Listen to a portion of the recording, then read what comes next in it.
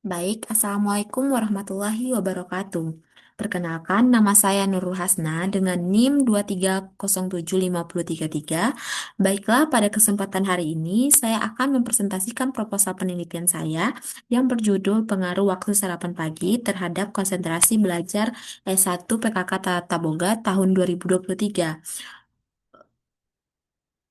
Baik, ini adalah judul proposal penelitian saya. Penelitian ini berada dalam lingkup mata kuliah penelitian pangan dan gizi. Saya mengangkat topik mengenai bagaimana waktu sarapan pagi, apakah mahasiswa sarapan tepat waktu, ataukah terlambat atau tidak sarapan sama sekali, dapat mempengaruhi kemampuan konsentrasi mereka selama mengikuti perkuliahan. Subjek penelitian ini saya ambil dari mahasiswa S1 PKK Tata Boga angkatan 2023 di Universitas Negeri Padang. Sebelum masuk ke inti pembahasan, izinkan saya menyampaikan sistematika presentasi hari ini. Saya akan membahas 6 poin utama, yaitu yang pertama yaitu latar belakang dan rumusan masalah. Yang kedua yaitu tujuan dan manfaat penelitian. Dan yang ketiga yaitu kajian teori mengenai sarapan pagi dan konsentrasi belajar. Yang keempat yaitu penelitian terdahulu yang relevan, dan yang kelima yaitu metodologi penelitian, dan yang keenam yaitu kerangka berpikir. Baik, langsung saja kita masuk ke poin pertama yaitu latar belakang. Penelitian ini didasarkan pada tiga fakta penting. Yang pertama yaitu dari lapangan. Berdasarkan penelitian Alfa Ida tahun 2021 ditemukan bahwa sebanyak 55,6% mahasiswa tidak memiliki kebiasaan sarapan pagi. Padahal sarapan sudah masuk dalam 13 pedoman umum gizi seimbang yang dikeluarkan oleh Kementerian Kesehatan. Fakta kedua yaitu dampak akademik.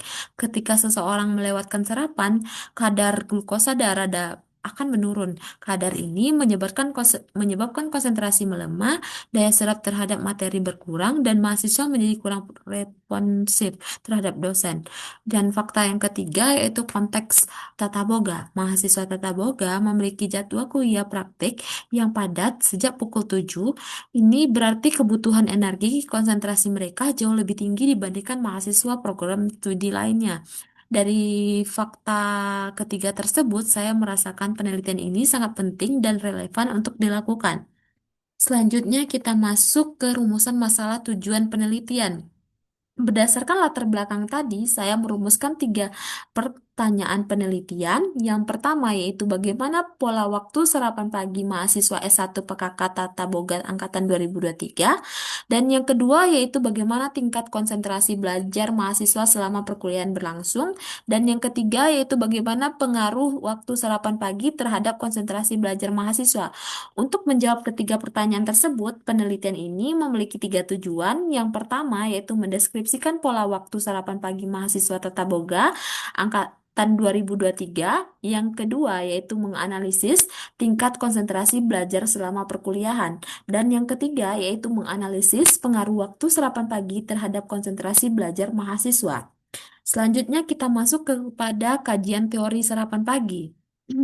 Sekarang kita masuk ke kajian teori. Saya akan membahas dua aspek teori. Yang pertama yaitu sarapan pagi. Secara definisi, sarapan pagi adalah asupan makanan pertama yang dikonsumsi setelah berpuasa selama 8 hingga 12 jam. Menurut Al-Matsyir, Swedarjo, dan Swekardri tahun 2011, sarapan yang baik harus cakup sumber energi, zat pembangun, dan zat pengatur. Mengenai waktu ideal, sarapan sebaiknya dilakukan antara pukul 6 hingga 9 pagi. Pada rentang waktu tersebut, kadar glukosa darah berada di titik terendah sehingga otak sangat membutuhkan pasokan energi. Dari sisi kecukupan gizi, sarapan yang ideal seharusnya menyumbang sekitar 15 hingga 30% dari kebutuhan energi harian untuk mahasiswa usia 19 hingga 29 tahun. Ini setara dengan sekitar 285 hingga 750 kilokalori. Dan jika sarapan dilewatkan, dampaknya cukup serius. Tubuh akan mengalami hipoglikemia ringan, yaitu kondisi gula darah rendah yang memperlambat transmisi sinyal antara neuron di otak, sehingga konsentrasi responden memori kerja mahasiswa menurun secara signifikan. Ini didukung oleh temuan Barokah dan kawan-kawan tahun 2022. Selanjutnya kita masuk pada aspek teori eh, kajian teori konsentrasi belajar.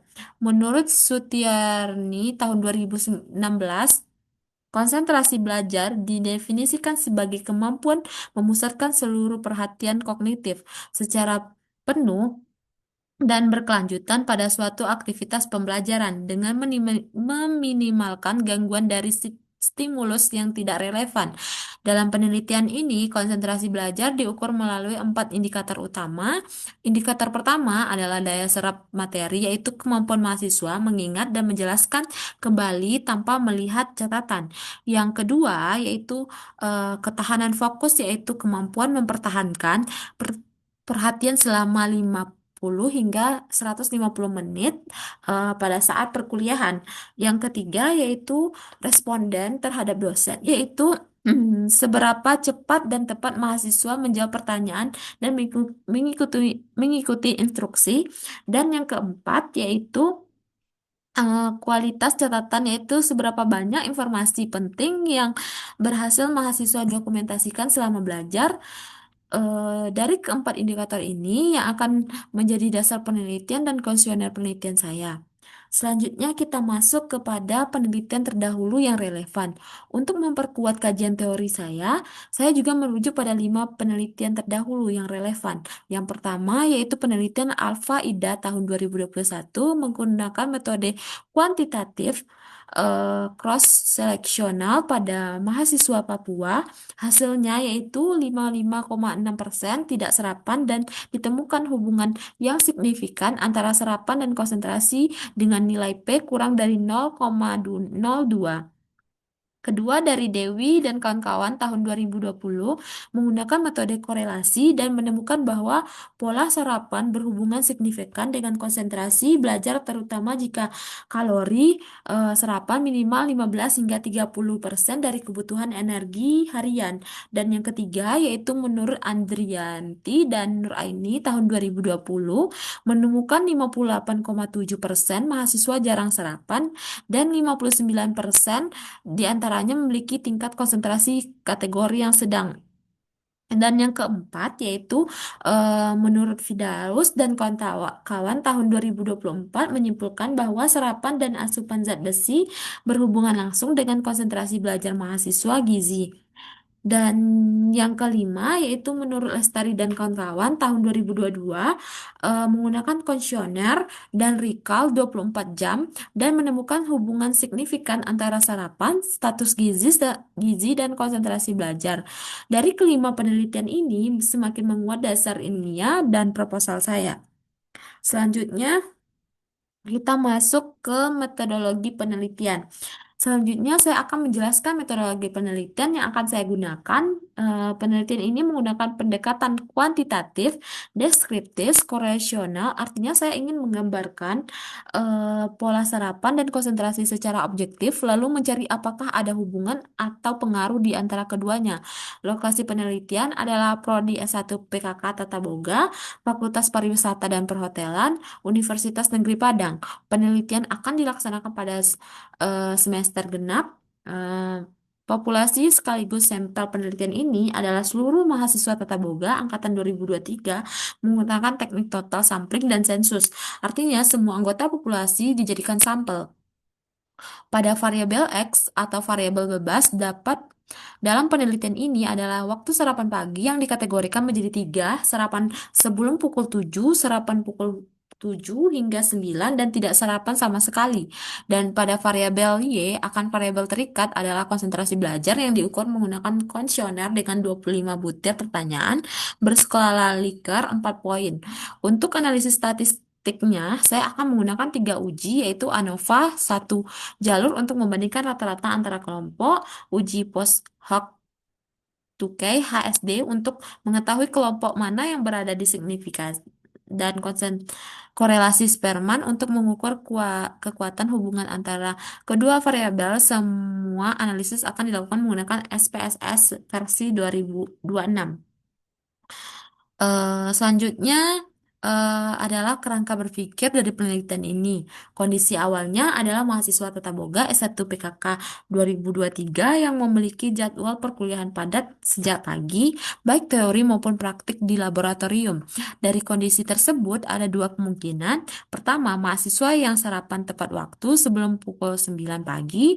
Dampak positif, mereka dapat fokus penuh selama kuliah, responsif terhadap dosen, aktif dan diskusi, memiliki performa yang baik saat praktik di dapur. Kemungkinan kedua yaitu mahasiswa terlambat sarapan atau tidak sarapan sama sekali. Dampak sebaiknya mereka cenderung mengantuk dan lemas, sulit berkonsentrasi, mudah terganggu, dan performa praktik dapurnya menurun. Untuk membuktikan perbedaan ini secara ilmiah, penelitian akan menggunakan uji ANOVA, satu jalur dan korelasi sperma dengan bantuan SSPSS versi 26. Selanjutnya, kesimpulan. Demikianlah presentasi proposal penelitian saya. Secara keseluruhan, penelitian ini bertujuan untuk mengkaji pengaruh waktu sarapan pagi terhadap konsentrasi mahasiswa S1 PKK Tata Boga angkatan 2023 melalui pendekatan kuantitatif deskriptif dan koresional. Hasil penelitian ini diharapkan dapat menjadi dasar rekomendasi baik bagi mahasiswa agar lebih memperhatikan pola makan bagi mereka, bagi dosen dalam memahami kondisi fisik dan kognitif mahasiswanya, mampu bagi institusi dalam mengambil kebijakan dan mendukung kualitas pembelajaran. Saya menyadari bahwa proposal ini masih jauh dari sempurna. Oleh karena itu, terima kasih. Assalamualaikum warahmatullahi wabarakatuh.